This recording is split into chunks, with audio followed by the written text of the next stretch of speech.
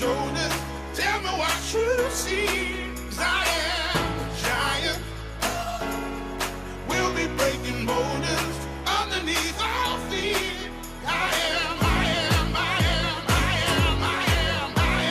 giant. Oh, I am a giant. Oh. Welcome to St. Patrick's Festival 2019!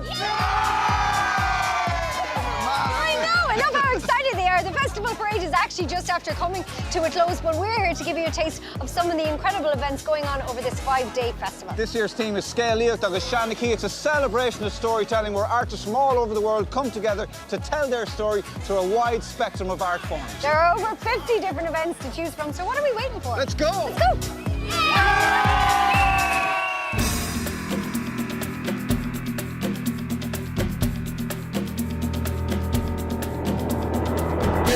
Partnership with Age and Opportunities Bealtaine Festival is bringing music to the streets of Dublin with the Sing Out Loud Choral Trail. I've happened upon the choir Songs in the Key of D. They are a choir whose repertoire consists entirely of songs about Dublin. Key of D, Dublin. I think I might join them.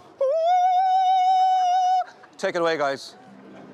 Well, in the merry month of May, from me home I started, left the girls a tune, and nearly broken hearted saluted father dear. Kiss me darling mother, drank a pint of beer, me grief and tears to smother. Then off to reap the corn, leave where I was born, cut to stamp my thorn to banish ghosts and goblins, brand new pair of brogues, go rattling all the bogs, frightening all the dogs, on the rocky road to Dublin. 1, 2, 3, 4, 5, hunt the hare and turn her down the rocky road, and all the way to Dublin, whack for la-di-da.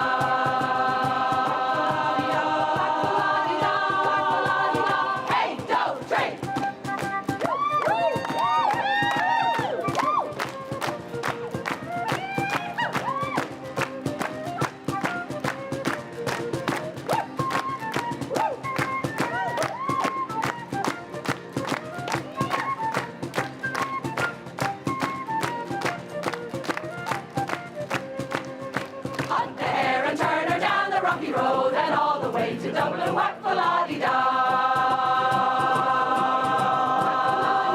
Whack for la-di-da. Whack for la-di-da.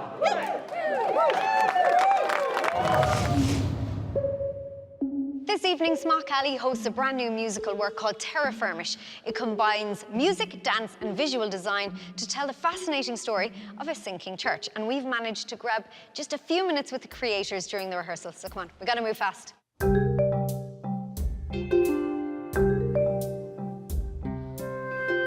I'd love to know the story behind, you know, the show and what's going on. So a few years ago I was on a residency in Inisheer, and when I was there I was told the story about St. Quavon's church. It used to get sunken in because the island in Inisheer is basically made out of sand, and the local people would have to dig it out so that they could use it again.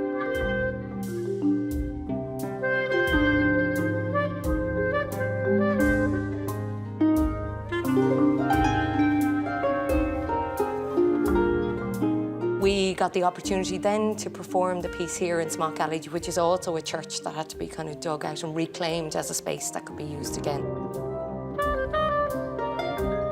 And Sean, you were responsible then for bringing the rest of those pieces together. When Michelle told me about this idea, it seemed like a really fascinating thing, and then the opportunity to present something in St. Patrick's Festival was, so they both kind of seemed like a good fit.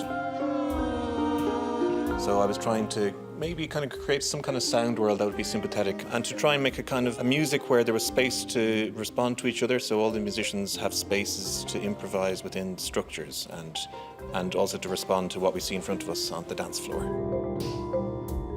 So when people see the shows, it's different every time. Is that the same for you then, Emma? Very much inspired by Sean's music and, of course, Michelle's idea. The choreography is very much based on the architecture of the church. For me, dance and architecture are very closely related, so you'll see elements of that within the choreography.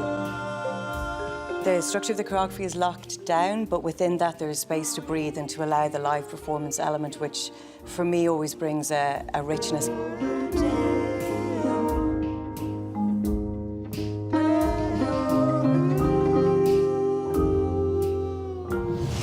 We are Trinity Comp, with constant intercom interruptions.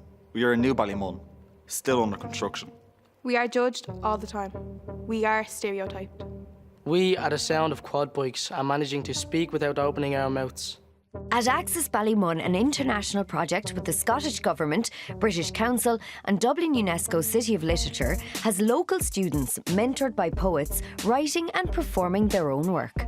Tell me a little bit about the event itself, and there's an international collaboration as well that we'd like to know all about. Well, today we have a platform for local voices from the young people that are in Trinity Camp School, and then there's a young fella from Cabra School as well who's going to be reading a poem from a Scottish poet that wrote it specifically for this event. So it's really just a celebration of the young voice within this area. We are 15 stories tall and many tall tales from Balbutcher, Balcurris, Coatry, Shangang.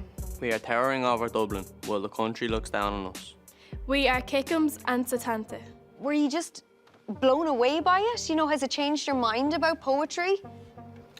I always liked poetry, so it was a great experience to actually meet the poets. So it was a great experience. So you loved it. Anybody else feeling a bit weird about poetry when they heard about it first, and then, you know, this totally changed your mind? I hated poetry for the junior. I hated it. And what about now? How do you feel about it now? I definitely like it now. It's What just is easier. it? I don't know, it's easier. It was fun to get to actually see people who have made careers out of it and actually have a livelihood based around it. Because I didn't expect that nowadays, like, other than Shakespeare, that anyone ever actually, you know, spent their time getting to do poetry and made life out of it and, like, had fun and made money and just, yeah, like, got to do something they loved and got to go around showing people. Sure, when Tupac started writing, he started writing poems, and then it kind of led on to rapping, so it's all kind of linked in together.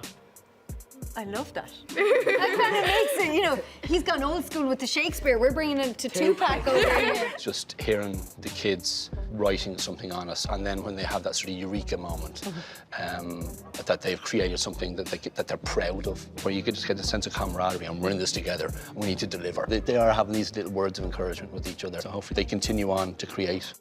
We are not looking for pity.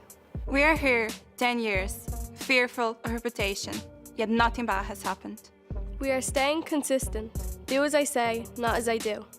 We are the words that bind us.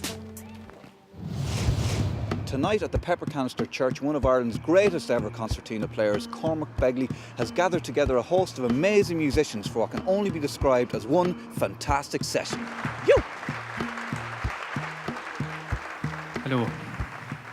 This is an old piece that was written maybe 400 years ago, and it was a battle tune to psych up the O'Neill clan, the O'Donnell clan for war. Here we go.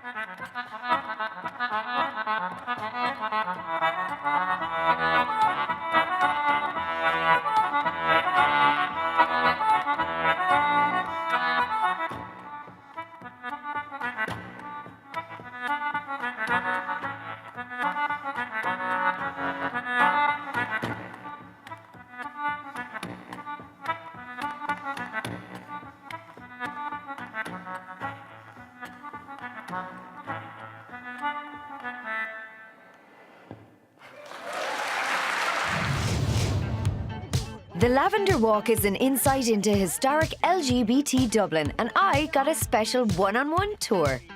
So here we are, Tony, one of the most, or the most, iconic building. Absolutely. And the oldest continuous gay bar in Ireland as well, opened in 1985. Not the first one, there were a couple of others. What is it about the George that makes it the most, you know, iconic place? The George has always just moved with the times. I mean, it has a great roster of entertainment as well. It's the linchpin of drag culture in Dublin. I mean, it punches above its weight, even in terms of what's on offer in Britain and mainland Europe. Tell me a little bit about the walk. So Lavender Tour is an LGBT history walk around Dublin. It's a sort of potted history. mainly 20th century, but I do trawl a little bit further back. I go right back to St. Patrick and a mad story where he's propositioned by two sailors while he's trying to catch a lift back to Wales in the 5th century. And it actually comes straight out of his biography. So we can't doubt that for a moment. No, we can't at all. So what kind of people then end up coming on the tour? Fascinating group of people. I get a mixture of genders, tourists, Dublin Irish people, gay, straight. These are so fab. So we had Taoiseach Varadkar and his partner Matt. But yeah, it's always a fascinating mix of people. And come here, what made did you want to do these tours? One, to uncover a history that's remained hidden for so long, and to remind people of the place, the place we've come from all those years ago. Because we're living in really beautiful times.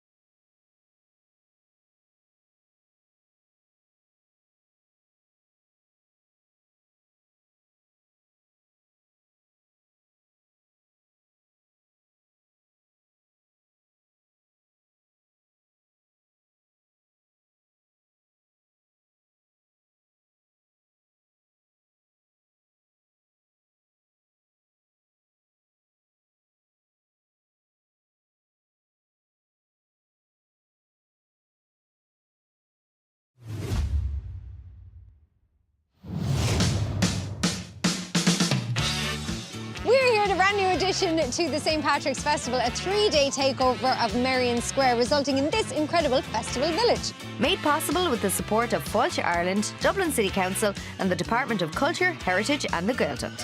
There are tons of free events happening each day, from circus and science shows, live music, street theatre. There's even a Gaeltacht. There's dancing at the Cayley Moor. And if food is your thing, you can sink your teeth into the global flavours at the World Food Market. And if, like me, you like your arcade games real and big and loud, you can go to the Actual Reality Arcade.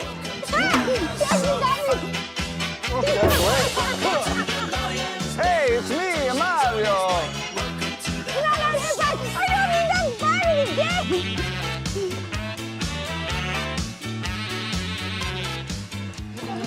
That was a disaster!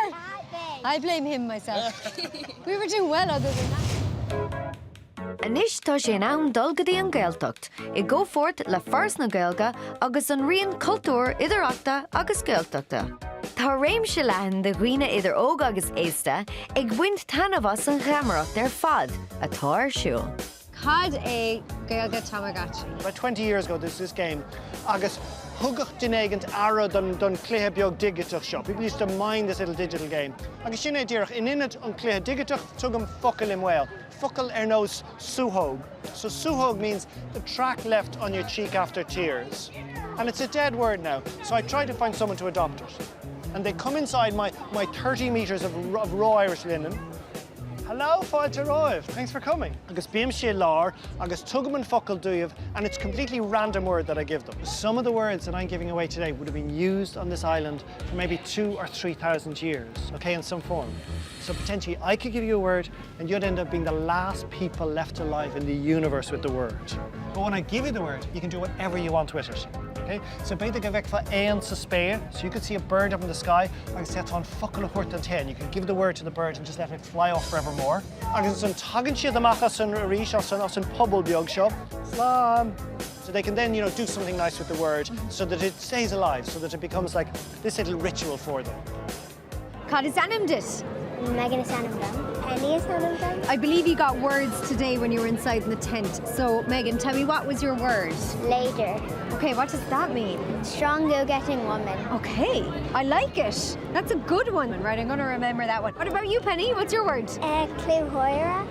That's a new one to me as well. What does that mean? It means a fun-loving joker. Why did you get that one?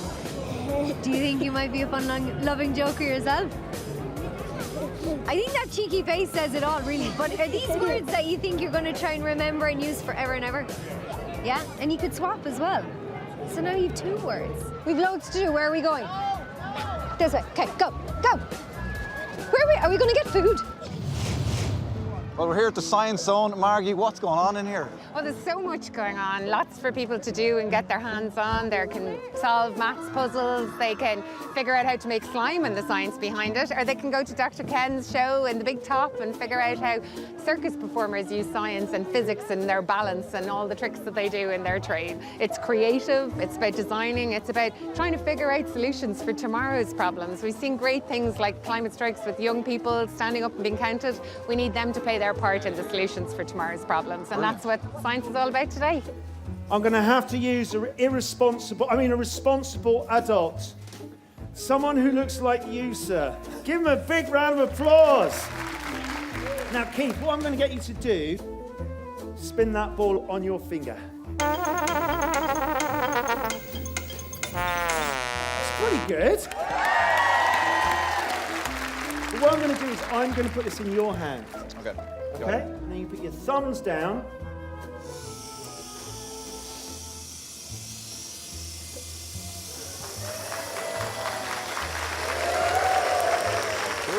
Keith is able to do this because the drill has chemical energy, which is transferred into rotational energy. Please don't forget, though, Keith, gravity is pulling that down. You are drilling upwards. So, Keith, any moment now, that ball could explode.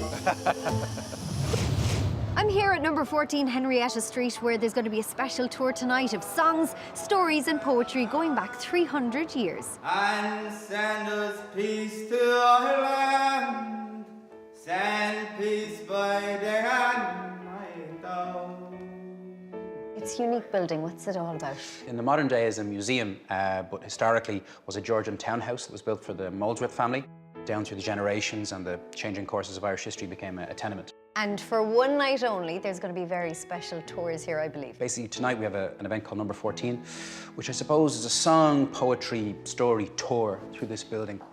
That's really what I'd like people to walk away with, to get a sense of the last 300 years of Dublin history, but through culture and the arts. At the Shire Ladies' Ball, people said one and all, you're the belle of the ball, Mrs. Mulligan. We had 1 steps and 2 steps, and the devil knows what new steps we swore that would never be done again, bedad.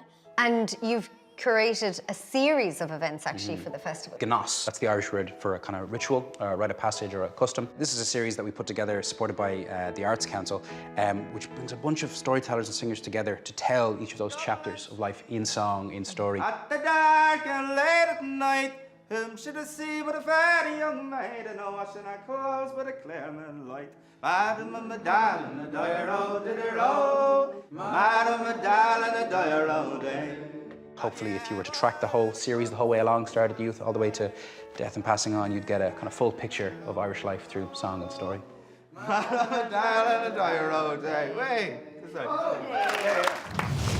Now, I'm here at the Civic Theatre in Tallaght to attend a performance of This Land, a show exploring some of Ireland's mythical immigrants, featuring some of our new ones. I'm looking forward to this. I pray to the Lord, I got so much to live for. Wish I could feel your love more. Wish you could take my pain away. Wish we could deep and fly away. It's not as easy as it seems, and you're not hardly. What is This Land? This Land is a theatre piece that incorporates poetry, rap, song, movement and storytelling to weave together various art forms to tell the story of the Book of Invasions of first arriving in Ireland. Amongst these men was my grandfather Noah. And the young artists that we're working with have all recently come to Ireland over the past few years. The young artists are currently living in direct provision, where they're trying to practice their art form and grow as artists. We came here to stay. I used to grind it with my teeth as fine as I can. Swallow it, compress it, and oppress it in my belly, never to express it. We used to take a back row seat, fantasize about a better world. Well, see, it ain't getting better.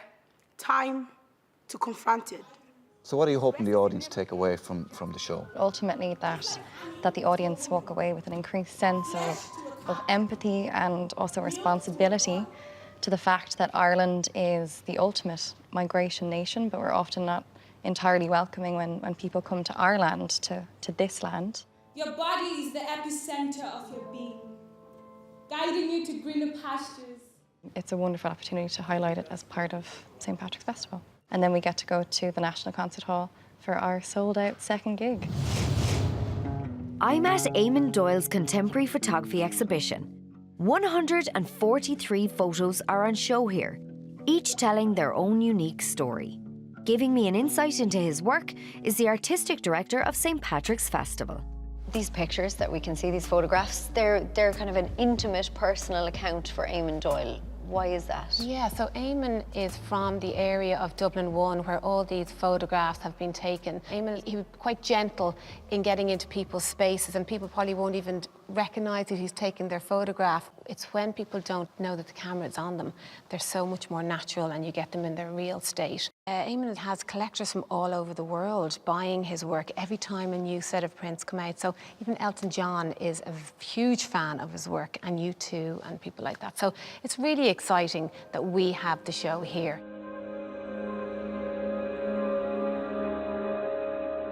These pieces now, Karen, they're completely different. So this is Eamon's latest book. It's the Kay book. Kay is the initial of his mother, Catherine, and she passed away 2 years ago. And you see these wailing women, and they're spiritual, they're not quite of this world. Eamon's capturing, exploring the layers of grief that he has been going through for the last few years.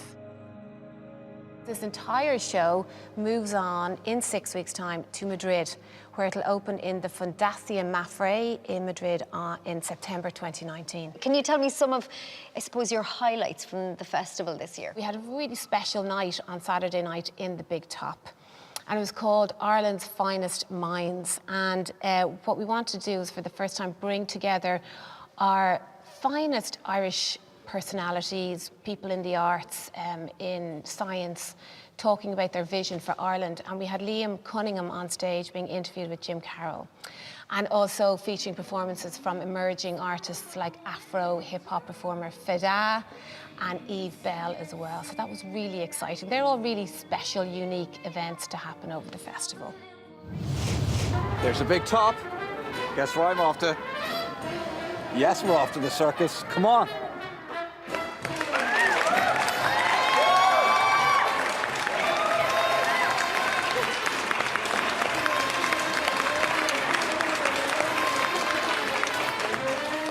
Tumble Circus is Ireland's only non-traditional big tub touring circus. We met on South Anne's. No, we met on Grafton Street 23 years 24, actually, 24 years ago, about with a backpack. Just about 24 exactly years ago. Today. And we met on Grafton Street. I was busking, doing juggling. Yeah. And Tina had 3 juggling clubs sticking out of the back of her bag. Yeah, and I stopped and looked at his and his friend's show and went, They were brilliant. they're not so good. I can do that. He is 2 feet tall. He's 4 years of age. He is the youngest circus performer in the world, Danger Casper.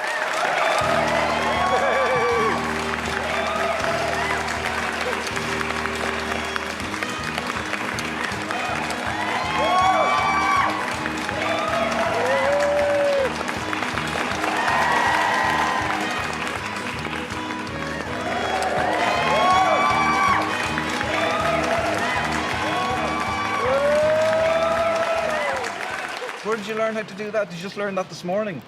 I've been doing it for 2 years. 2 years? So what, you started when you were 10, now you're 12. What age are you? 4. 4? You're 4 and you're a trapeze artist. That is unreal.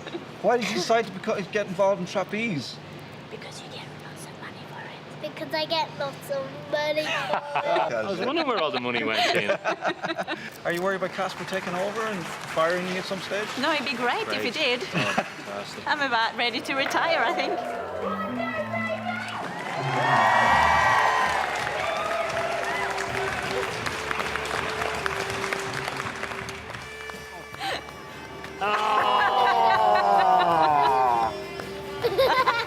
Thanks, Casper. We hope you enjoyed getting a glimpse into some of the events here at St. Patrick's Festival. Yeah, we'd love to show you so much more, but unfortunately, we're just out of time. But no doubt we'll see you right back here for the festival next. Play some football with me. Yeah, of course I do. Come on, let's go. Sound!